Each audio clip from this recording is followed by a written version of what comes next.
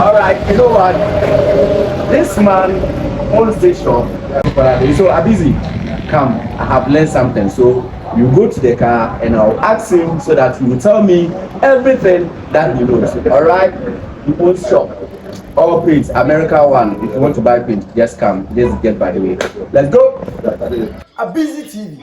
Abizi TV. Unia. Kona kwa hedi ya koso videos. Dana ya koso kuma nimse. Abizi TV. Unia kona kwa hedi. Check it out on YouTube and trust me, you'll be glad you did. That if you have granted. Now what's a day? Abizi TV. Number 1. Abizi TV. Yeye nombre 1.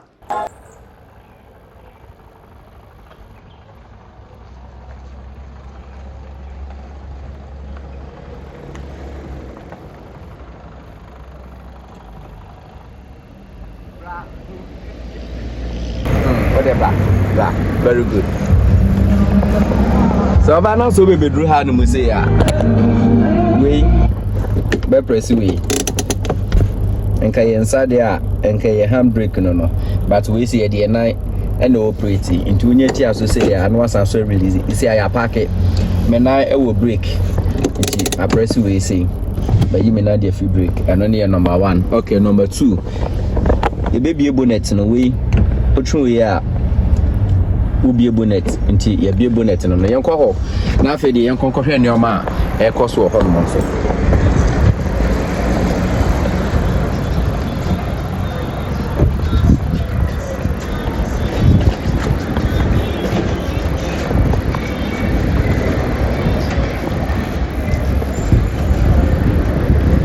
afɛ de ba so bana so bebedru car no inside say ya bebedru car no inside say ya nyoma wo mu no dɔso ye besua bibia but ende ye ba besua nyoma e ma light dodo pa e ba car no e light e dashboard no so eye we ye friend no alternator we say your alternator na sa alternator we say no say belt we say net na alternator we say enye adwuma e nyoma bebre e na e de ba light dashboard no so nti yenko na ene no me wo me menu aketo ba kwa sana be di nka kire mo no ono no oni shop no ha na o kire se onim nyoma bebre nti ekɔ no mo na afedi yakwa kusua ade nti yenko o bla ni sei bla baby am drive the key ha na afedi wo kokot na ase nti ene we say serious students serious students good. Papa, if you are working there, good. Say kiss be we no, what do you be? The kind, dum key no. Light na a day ni no. Light bang. Door open. Yeah. We need a door open. Oh. Okay. Say kiss, but your tum. Let's say I'm a door open. Correct for 10 points. Okay. After there. Die kino share near light be breathe the way you know. All right, it is here the best start beba after the be kino light be breathe the way you know. Good until so far we air light being oil, low oil, engine oil. Very good. They say oil no, it will lower. So light we say beba wa bra car no echo and our starting. Yeah. It is our starting car na. The moment obenhu sa light we or also stop the car no because oil engine no short oil. Na oil no so na lubricate we say na woman no rings na na na engine mo. It is a short pe obekon na engine no. Okay. And we so e check engine light. It's a fault to be about engine no. Betuma e normal bebre betuma ba say better ate betuma ba say we AC mo betuma ba say engine cylinders e be misfire betuma ya plugs betuma injectors betuma normal bebre. Okay. Yeah. All right. Saudi we the steer no. That's no we. Yeah, power steering. The reason why here no that's when I say moment belt no e be disengage no and I say belt no power steering no belt in the power no but the what was moto no bet ne fa ho a e ma ne wan nti bet rete a power steering ntumi ne adwuma dwom ene this light nti se e ba ne sa na steer no be dey bet de okay and we nso e brake ne hand brake no e sha se na o kire ne elia no aha ono na o release a e be dum okay whatever na ba okay and a battery ne da so no so akata so e alternator na o kire o engine no eno so bet na e fa alternator light no ho but what was it yeah bet na fa power steering no esa fa alternator no so to alternator no entumi wan nye adwuma bet e fa say battery light no e be so that is entumi charge okay nti be so within short time no car no be jai be do na say ba ne sa na say car no e be use battery no ahoden no a alternator no nye adwuma na we say so seat belt okay after the yonko inside and kasa oh say baby o hono mo aso my ne zigzag a car ni siso okay I know yeah this is it that's very good this is it the trash off and on very good and no adwuma be na trashing light no adwuma ye pa na say grip ties no to the ground time nsuo ato ama efom honom ayetro and time wonam people bi so awofo people na entumi mfo another tie ba ko apija ozo otumi fa kwan bi so ho a na kwan no ties me asani na be esi from all right ba ko ensi from okay nti I don't know trash light ni adwuma o samre no okay nti ma mentre trash light is about very good nti eno ni na so nti se uyesi a waso wedum no yeah nti se so dia a na je se dum nti se in show what dashboard so na je se eye adwuma because you didn't can catch us and you ma bibire ho no say light no e show e what dashboard so that means say saa de no enye adwuma they say engine oil light engine light say brake light say no mani na ba dashboard so na say enye adwuma nti eno no e show warning sign amohu say enye adwuma ti the moment a wu hu ade no dashboard no so na say saa de no eye adwuma say enye say bi o ma shada disconnecting de a na je say eye adwuma okay fine yeah to aso okay into so far yenye wie ho no mo awie no afa de yemra ha no mo say empe bebre no eya na me kire nkrofo say car no sa S plus ene S minus na ka ho ni nyina no eye adwuma na opress so a wo so wunya ho nsunsuan so e wa ha no say into so far serious student sa S no asset is saying sports very good into plus ne den sports plus and minus minus into no plus no eno eye den wo car ma eko american more okay na also reduce speed no so other about minus no okay into no demonstrate so actually no wa okay demonstrate ni enko to order to drive na no aba side say okay okay but yeah to bobo side say na speed na kokoda 4 okay automatically yeah o say no onam e na o continue na e maintain speed na kokoda 4 to pia ko plus na ko 5 ko ni ma ko 6 class 6 gs okay o de ba uche minus so na tiba okay na say eno no e work as manual na say wa na obe control enye car no na ye selection no na say wa na wo control or te say dia ada no ye kire no sa s carried na ye kire no eno so de o ma kire da ye no manual a no so wa na obe bobo internet say mu amon hye da nimu no we no e sports but sports we say no wo na be control gears no nti e bi so de kra won say very good nti no no obobo ni say pa plus na the minus so abesha pa na no so e ko sa nti ni nyina e say ne be ya car no be ko speed mo use cars na mesra mo a momodin ama sa ne o mani nyina no ehu hia mo ada say nti no broni ye share car ni mu no obu a wo duru ba bi emfa so kuma se wo ko pese wo nyi overtaking e wo ti aso high ase ne be ya be san nipa no e ba no sa na engine break. All that you need to do is to use the sports. A better speed, you know, different one. Into the other short sports now, but 5 gears, 6 gears, bonini na femano. A better speed now open. Unya remember to bring it back because the moment I be use hormone, it doesn't work as automatic again. It work as manual into one hour bebo.